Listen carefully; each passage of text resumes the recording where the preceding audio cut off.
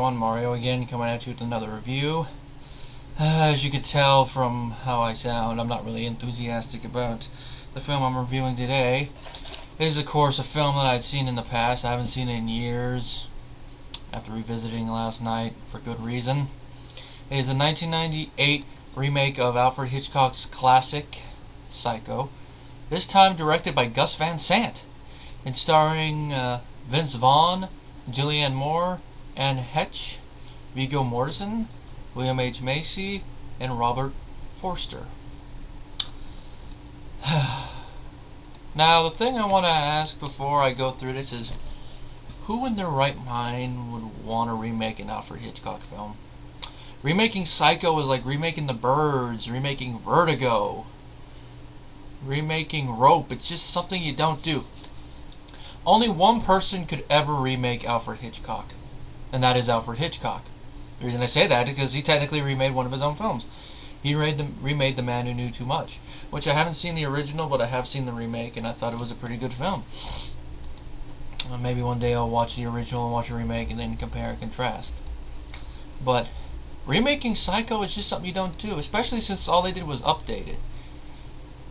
Now, I hear Gus Van Sant's main reason for wanting to do it is basically like, oh, it's like a play or something. From what I hear, he said that in the DVD commentary. Van Sant, your argument lacks one crucial thing. You say it's like a play. Well, the difference between a film and a play is a film, it's basically recorded so you can watch it for all time. Whereas in a play, performance is in the here and now. Sure, you can do other adaptations of the play, but it's going to be a new director's interpretation of the words. Granted, that's basically what he did with this film, but it's not really Sant's interpretation of the film. It's basically him taking the same shots Hitch did, swapping out the actors and everything, and just making a new film of it. He basically just phoned in his directing here. It's not like you took a play and then made it new and fresh. It's not like he remade Psycho and then did his own angles or anything, or made it even closer to the book. No, he just made a pointless film. And of course, I'm not the only one who feels this way. It has a 4.6 on IMDb, which for this film I think that is still a little bit too high. Like a 3.4 would be more fitting. So I can tell you I agree more with the Rotten Tomatoes score. 35 for the audience, and 37 for the critics, which, that kind of surprises me that it's 37 for the critics. But the consensus, I do agree with. Van Sant's pointless remake neither improves or illuminates Hitchcock's original. And that basically sums it up. But here's something I find surprising. You want to know what film Van Sant did before this film? The film right before this film? Good Will Hunting. Think about that for a second. His remake to, not his remake, his follow-up to Good Will Hunting was a remake of Alfred Hitchcock's Psycho. Bad career move, Gus. Granted, he probably had enough clout after that. He's like, oh, let's get the director of Good Will Hunting to do this. And of course, he probably did it for the money, as they make fun of in Jay and Silent Bob Strikes Back. And I can tell you, all the films he's done since then I've never really heard of, or at least I can't think of off the top of my head. Finding Forrester, Jerry, Elephant, Last Days, Paranoid Park. The only film on this list after Psycho and Good Will Hunting that I've heard of is the '08 film Milk, which of course I've actually seen and I do like, but I'll do a review of that another day. But that's the only other one of his films I've heard of. Now, as for the stars, Vince Vaughn as Norman Bates. It's probably the weirdest casting decision, but I'll get to that in due time. Now, another thing that the audio commentary does point out is where the film stays true to Alfred Hitchcock's original and where it deviated. But if you've seen Psycho, the original, a number of times, you could probably notice on your own. Of course, some of the changes are obvious, like the film takes place in the late 90s, whereas in Hitch's film he doesn't give a year, but you can tell it takes place in the time that it was made, more or less. Probably the most obvious change for the times is all the references to money are updated, such as how much Marion steals, how much a car costs, and how much a hotel room costs. And then other little tidbits that would have been anachronistic. I always have trouble with that word, anachronistic, or change. And also, Van Sant felt that Norman was the only fleshed out character, which I have to ask him, what movie was he watching? Granted, some characters are fleshed out more than others. I think probably out of all the other characters, the only character fleshed out not as much as Norman, but probably close, is probably Marion. But then again, some of it's basically unsaid. Her boyfriend, we only find out a little bit about him. Same thing with her sister, but that's basically all we needed to know about them for the plot that's going at hand. The rest of it was up to the writers or the characters to decide, which is why this is probably the only thing I could say I agree with Van Sant. He gave his actors, the go-ahead to interpret the dialogue and scenes how they want, in which that's where some of the notable differences come out, but some of them it's like, really? Other than that, though, like for the shower scenes and all that, there's only like minor differences. Like the shower scene, in the original, the moment the shower curtain opens, Marion turns and screams. Whereas in this one, she turns as like, then it cuts back to the woman and it's like,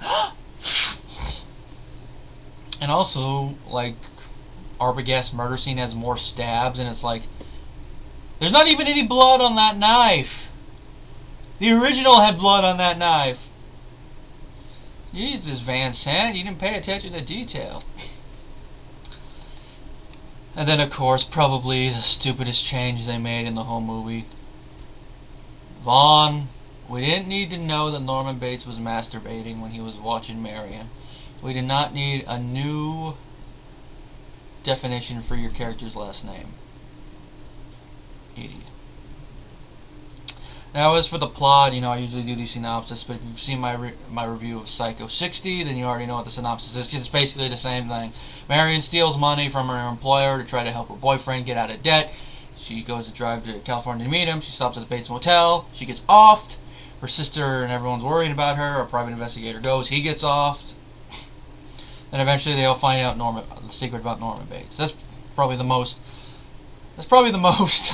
quick. It's probably the quickest synopsis of that film I can give. Now, on to the acting and stuff. Like I've already mentioned that thing about Norman Bates, but probably with Vaughn, the most notable difference in his acting approach to it, besides the fact that him and Perkins have different acting styles, is that with Perkins, even if you know the twist going in, you can watch his performance and you're like, I can see why no character would suspect this guy of wrongdoing. There's just a charm about him that you can't help but like the guy, even a little bit when you find out what's wrong with him, which I guess is why the sequels work. I haven't seen them yet, but I guess that's part of the reason why they work, Perkins' charm. Whereas with Vaughn, you're like, there's something wrong with that there boy. Yeah, he was always very quiet, but I always thought there was something wrong with that there boy. We're going to have to put him in the mental home because he's more than happy. It's like that. And then, of course, the scene I've already mentioned when he's watching Marion.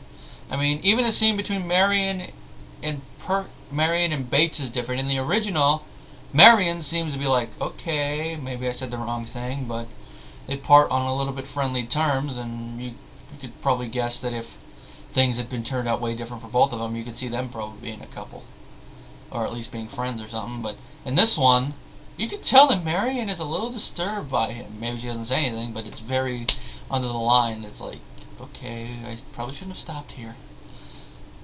Which, that really kills any momentum if you don't know the ending of Psycho. When you watch this, you're like, okay, I bet Vince is the killer.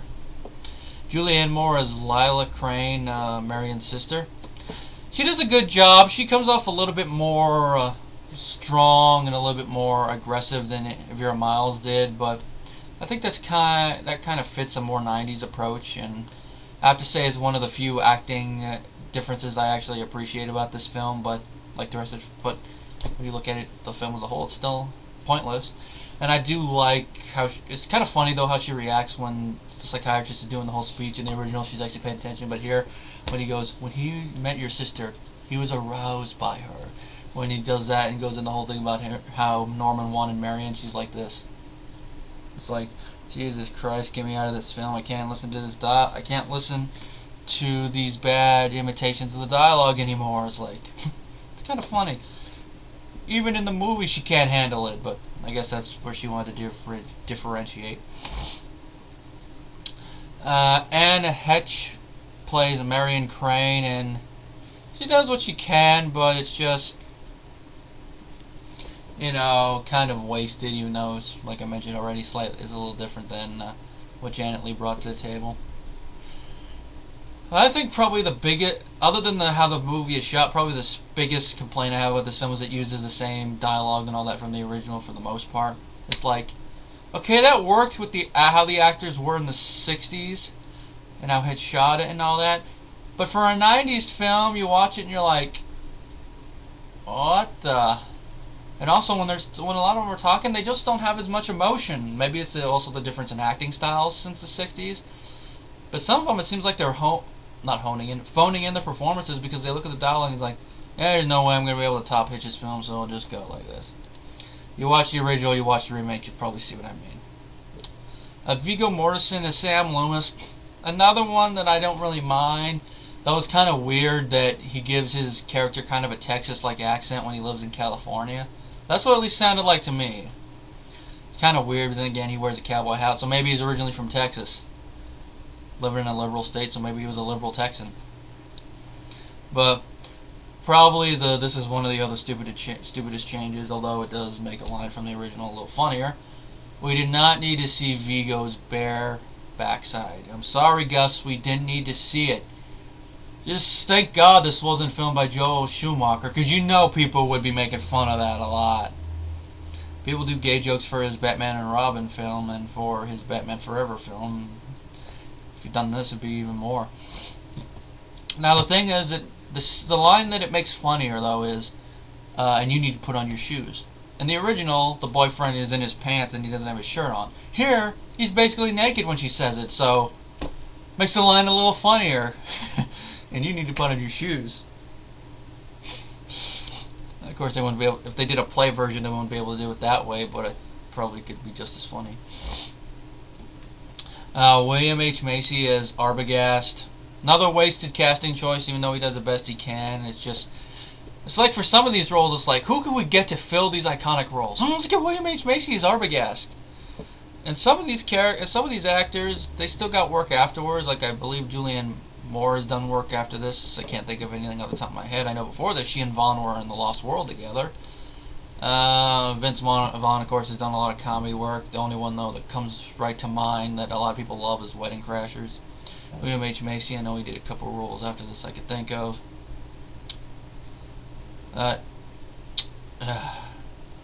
Robert Forster as a psychiatrist.